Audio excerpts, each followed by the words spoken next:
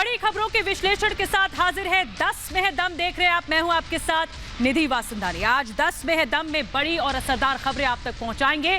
सबसे पहले बात होगी दुनिया को महामारी की चपेट में लाने वाले चीन की। जी हां, वही चीन जिसने लाखों लोगों को मौत की नींद सुला दिया। इसके साथ ही मैं आपको यह भी बताऊंगी कि भारत में कोरोना वायरस का एक दूसरा वेरिएंट भी आ चुका है जो बेहद खतरनाक है। और बात होगी उखड़ती सांसों वाली कांग्रेस की भी। आज उत्तर प्रदेश के कांग्रेस नेता जितिन प्रसाद कांग्रेस को दगा देकर कमल थाम लिए हैं और हत्या का आरोपी रेसलर सुशील कुमार को जेल की ही रोटी अब खानी होगी। लेकिन आगे बढ़ने से पहले रोज की तरह आपका विचार सबसे पहले बताते हैं। रिपब्लिक भारत आपसे जुड़े हुए हर मुद्दे की आवाज उठाता है, तो आज भी रखिए अपने विचार कू ऐप पर। कू ऐप के यूजर्स के लिए हमारा आज का सवाल है कि क्या एक परिवार के मोह के चलते कांग्रेस पार्टी का बंटाधार हो रहा है? तो अभी जाइए कू ऐप पर और रखिए अपने विचार। शो के अंत में हम इसका जो रिजल्ट होगा आप तक पहुंचाएंगे। तो सबसे पहले चीनी दवा दुनिया को दगा। एक टॉप वायरोलॉजिस्ट ने यह आशंका जताई है कि चीन ने कोरोना महामारी फैलने से पहले ही वैक्सीन बना ली थी। तो यह अंदाजा लगाना मुश्किल नहीं है कि चीन के वुहान लैब में मौत के इस वायरस को बनाया गया होगा। और अमेरिका सहित दुनिया के तमाम देश चीन पर यह आरोप भी लगा रहे हैं। अब धीरे धीरे यह सच्चाई खुलकर दुनिया के सामने आने लगी है।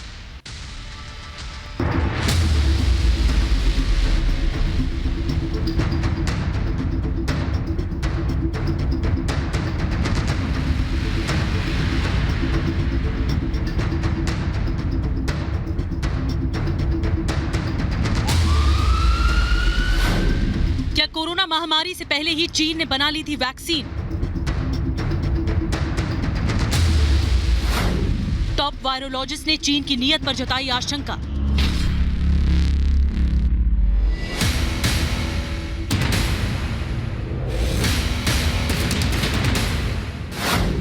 महामारी आने से पहले ही वैक्सीन तैयार कर चुका था चीन।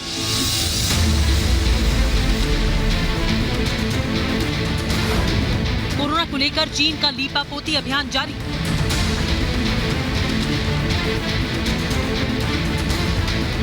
विश्व स्वास्थ्य संगठन के अधिकारी ने कहा, नमूनों को कर रहा नष्ट चीन।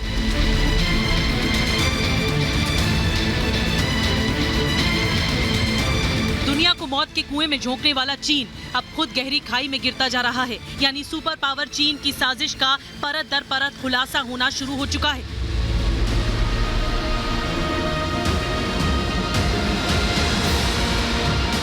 अभी तक नरसंहार का दोषी चीन अपने पापों को छुपाने के लिए लगातार झूठ का सहारा ले रहा था, लेकिन जब उसका सामना सच से होने लगा तो राष्ट्रपति जिनपिंग की नींद उड़ी हुई है। कोरोना वायरस कहां से और कैसे पनपा, इसे लेकर चीन पर दुनिया भर के देशों का शक गहराता जा रहा है। चीन के वुहान लैब से कोरोना वायरस की उत्पत्ति की थ्योरी दिनों दिन मजबूत होती जा रही है।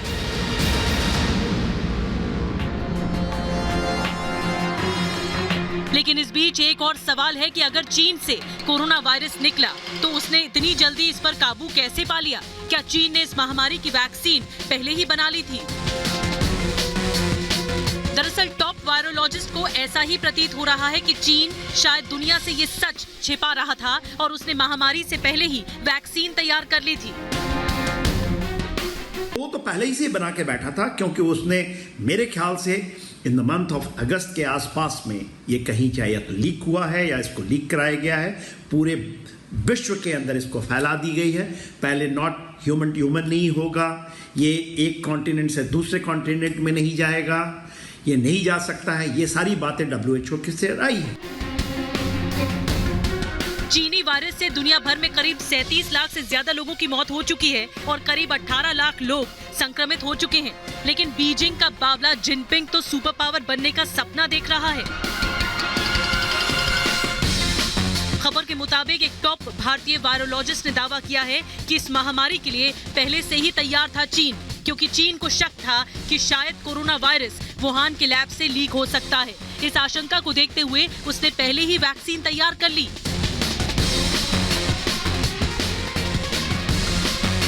आपको बता दें कि कई रिपोर्ट में ये दावा किया गया है कि कोरोना वायरस को लैब से तैयार किया गया था। वैज्ञानिकों ने ये आशंका जताई है कि शुरुआती दिनों में ही वैक्सीन के मौजूद होने से चीन को कोरोना वायरस को समय रहते कंट्रोल करने में मदद मिली। जब ये लीक हुआ तो इन्होंने इसकी रोकथाम कर ली, जल्दी कर ली, ये वैक्सीन लगाकर अपनी आबादी को सुरक्षित कर लिया। तभी आप वहां कभी भी चाइना से कोई इस प्रकार की रिपोर्ट नहीं पाएंगे जिस प्रकार की रिपोर्ट बाकी अन्य दुनिया के देशों से मिलती है कि हजारों लाखों की तादाद में लोग मर गए। चीन की आबादी की तुलना में न के बराबर कोरोना के मामले आना, महामारी का प्रकोप होने के 2 महीने बाद ही वैक्सीन के लाइसेंस के लिए आवेदन देना बीजिंग के बावले की साजिश की तरफ इशारा कर रहा है।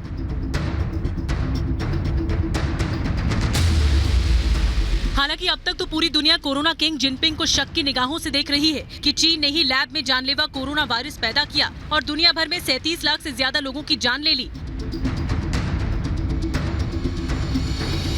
जहां कोरोना ने पूरी दुनिया में जमकर कहर बरपाया, जबकि चीन में जहां ये पैदा हुआ वहां केवल 91,000 मामले ही आए और करीब 5,000 लोगों की मौत हुई। चीन के इस आंकड़े पर दुनिया भर के वैज्ञानिकों और नेताओं को सोचने पर मजबूर कर दिया है कि जिनपिंग की नीयत में कहीं न कहीं खोट जरूर है। चीन में कोरोना के मामलों और मौतों की इतनी कम संख्या ने वैज्ञानिकों के कान खड़े कर दिए हैं। चीन में कोरोना के इतने कम मामले होने के पीछे कुछ रहस्य जरूर है। चीन में पैदा हुई कोरोना महामारी दुनिया में अनोखी थी। इसका साफ मतलब ये है कि चीन कहीं न कहीं कुछ छिपा रहा है। ये वैसा नहीं है जैसा नजर आ रहा है।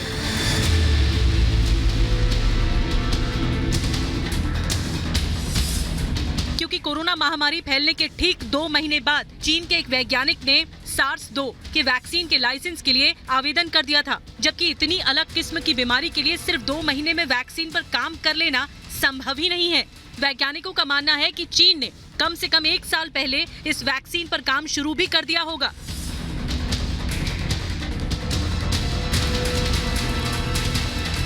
कोरोना वायरस की वुहान लैब से लीक होने को लेकर चीन पर जोर शोर से सवाल उठने शुरू हो गए हैं। विश्व स्वास्थ्य संगठन के सलाहकार बोर्ड के सदस्य जेमी मेडजल का दावा है कि चीनी प्रशासन नमूनों को नष्ट कर रहा है और रिकॉर्ड को छिपाने में लगा हुआ है। अपने वैज्ञानिकों को झूठा आदेश दे रहा है और मूलभूत सवाल पूछने वाले अपने नागरिकों और पत्रकारों को जेल में डाल रहा है। दुनिया की जो इनपुट्स आ रही हैं वहां से पता चलता है कि कोरोना वायरस वुहान लैब से ही ओरिजिन हुआ है। चाइना के अंदर में 12 सरकारी संस्था हैं और 30 PLA के इंस्टीट्यूट हैं जहां पर कोरोना वायरस के ऊपर में काम चल रहा था। आपको बता दें कि शुरुआत से ही चीन शक के घेरे में रहा है, लेकिन अब वो कोरोना की उत्पत्ति की जांच को लेकर घिरता जा रहा है। यानी अब कोरोना महामारी को लेकर जिनपिंग की कोई चालाकी चलने वाली नहीं है। Bureau report, Republic Bharat. और अब कोरोना का चूहा मार वेरिएंट। कोरोना की दूसरी लहर से अभी देश उबर भी नहीं पाया है कि उससे पहले ही कोरोना के एक नए वेरिएंट ने फिर मुश्किलें बढ़ा दी। पुणे की नेशनल इंस्टीट्यूट ऑफ वायरोलॉजी यानी NIV की एक रिपोर्ट में ये बात सामने आई है। हालांकि इस वेरिएंट से डरने की जरूरत नहीं है, लेकिन बचाव के लिए सतर्क रहना बेहद बेहद जरूरी है।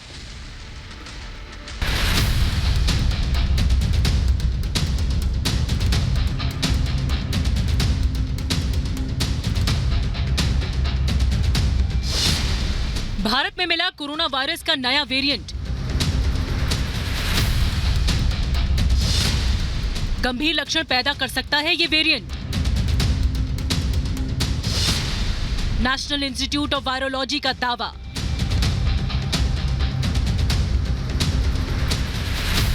तेजी से रूप बदल रहा है कोरोना वायरस।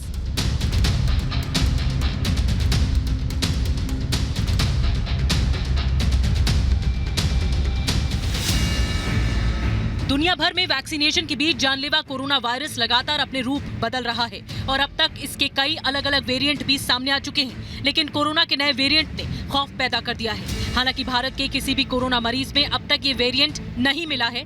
पुणे के नेशनल इंस्टीट्यूट ऑफ वायरोलॉजी ने कोरोना के इस नए वेरिएंट के बारे में जानकारी दी है।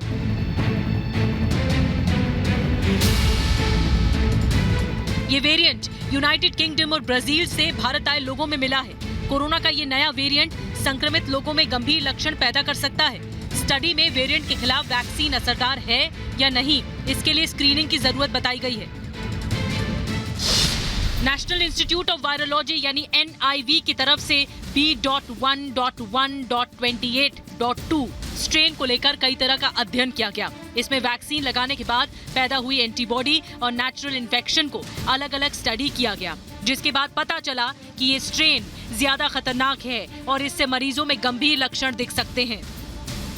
हालांकि इंस्टीट्यूट की तरफ से कहा गया है कि भारत में लोगों को फिलहाल चिंता करने की जरूरत नहीं है, क्योंकि यहाँ इस तरह का कोई कोरोना मरीज नहीं पाया गया है। आपको बता दें कि पिछले 1-1.5 साल में कोरोना वायरस के कई स्ट्रेन पाए गए, यानी ये वायरस तेजी से अपना रूप बदल रहा है। दुनिया भर के वैज्ञानिक इसी वजह से जल्द वैक्सीनेशन की सलाह दे रहे हैं।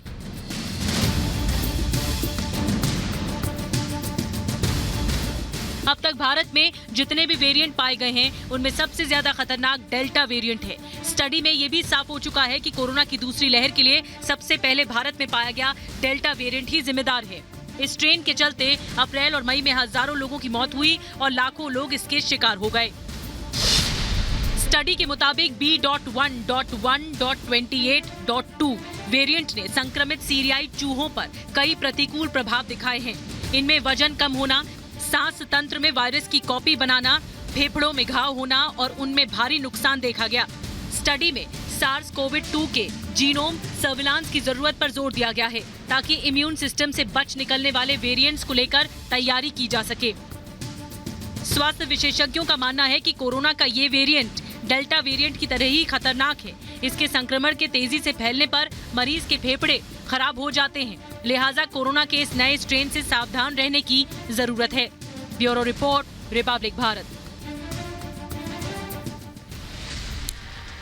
और चुनाव से पहले बीजेपी को आज प्रसाद मिल गए। जी हां, जितिन प्रसाद ने बीजेपी ज्वाइन कर ली है, हाथ का साथ छोड़ दिया है और बीजेपी का कमल थाम लिया है। जहां कांग्रेस जितिन प्रसाद के बीजेपी में शामिल होने को इसको विश्वासघात बता रही है और ये भी कह रही है कि जैसे कांग्रेस को उनके जाने से कोई फर्क नहीं पड़ता।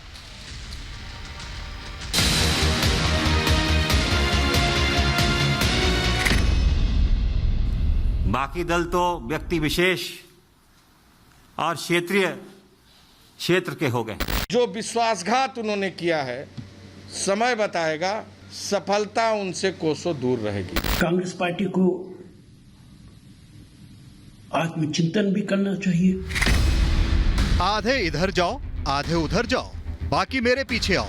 और इस हिसाब से तो राहुल गांधी अकेले ही नजर आ रहे हैं।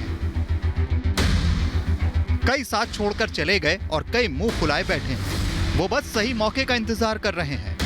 जब प्रियंका 2022 के लिए यूपी में जोर लगा रही हैं, उस वक्त राहुल की यूथ ब्रिगेड के अहम चेहरे जितिन प्रसाद ने उनका हाथ झटक दिया है और सीधी एंट्री बीजेपी कार्यालय में लेते हुए जमकर खरी खरी सुनाई। यहां तक कि कांग्रेस को राष्ट्रीय पार्टी मानने से इनकार करते हुए घरेलू पार्टी बता दिया। आज कोई इस देश में असली माने में कोई राजनीतिक दल है जो संस्थागत इंस्टीट्यूशनल दल है, वो भारतीय जनता पार्टी है। बाकी दल तो व्यक्ति विशेष और क्षेत्र के हो गए। कांग्रेस घरेलू पार्टी है या नहीं, ये अलग बात है, लेकिन कांग्रेसी कुनबे के घर घर में घमासान जरूर मचा है। मध्य प्रदेश में सिंधिया ने पहले ही राहें जुदा कर ली और अब जितिन प्रसाद का स्वागत भी कर दिया। उसी पार्टी की मुख्य धारा में मेरे छोटे भाई आज भी आए हैं। मैं उनको बहुत बहुत बधाई देना चाहता हूँ और अपने तरफ से उनका तहे दिल से स्वागत है। उधर पंजाब में कांग्रेस का कैप्टन बनने की जंग छिड़ी है, जिसे न राहुल रोक पा रहे हैं और न सोनिया। और राजस्थान में तो सचिन पायलट बिल्कुल टेक ऑफ मोड में नजर आ रहे हैं। चंद रोज पहले ही पायलट ने इशारा कर दिया था कि वो पहले किसी तरह रुक गए, लेकिन इस बार उड़ान भर ही जाएंगे। 10 महीने हो गए हैं और उनसे किए गए वादे पूरे नहीं किए गए। सरकार का आधा कार्यकाल पूरा हो चुका है और वो मुद्दे अब भी अनसुलझे ही हैं। ये दुर्भाग्यपूर्ण है कि जिन कार्यकर्ताओं ने पार्टी को सत्ता में लाने के लिए रात दिन मेहनत की और अपना सब कुछ लगा दिया था, उनकी सुनवाई ही नहीं हो रही है। उधर बीजेपी ने जितिन प्रसाद के लिए स्वागत गान गाते हुए अपने इरादे जाहिर कर दिए हैं। बीजेपी 2022 के लिहाज से जितिन प्रसाद को अपनाएगी और आगे 2024 की बिसात बिछाएगी। खुद सीएम योगी ने ब्राह्मण चेहरे जितिन प्रसाद का स्वागत किया। कांग्रेस छोड़कर भाजपा के बृहद परिवार में शामिल होने पर श्री जितिन प्रसाद जी का स्वागत है। श्री जितिन प्रसाद जी के भारतीय जनता पार्टी में शामिल होने से उत्तर प्रदेश में पार्टी को अवश्य मजबूती मिलेगी। कांग्रेस की इस हालत पर कांग्रेस ही आईना दिखाने में पीछे नहीं है। राशिद अल्वी ने आत्मचिंतन की सलाह दे डाली। कांग्रेस पार्टी को आत्मचिंतन भी करना चाहिए और सबकी अकाउंटेबिलिटी भी तय करनी चाहिए। इतने बड़े नेता और वो भी इतनी साफ छवि के पढ़े लिखे युवा नेता का कांग्रेस पार्टी से एग्जिट करना, बीजेपी में जाना, ये बहुत ही बड़ा नुकसान है कांग्रेस पार्टी के लिए। और ख़ास तौर से जितिन जी काफ़ी लंबे टाइम से एक्टिव भी हैं, फील्ड में भी एक्टिव हैं, प्रदेश में भी एक्टिव हैं। झटके पर झटके से हताश कांग्रेस बजाय गिरेबा में झांकने के पार्टी छोड़ने वालों को विश्वासघाती घोषित करने में लगी है। आज कांग्रेस पार्टी के साथ जो विश्वासघात उन्होंने किया है, समय बताएगा, वक्त बताएगा। और मैं ये पूरे विश्वास के साथ कह सकता हूं कि सफलता उनसे कोसों दूर रहेगी।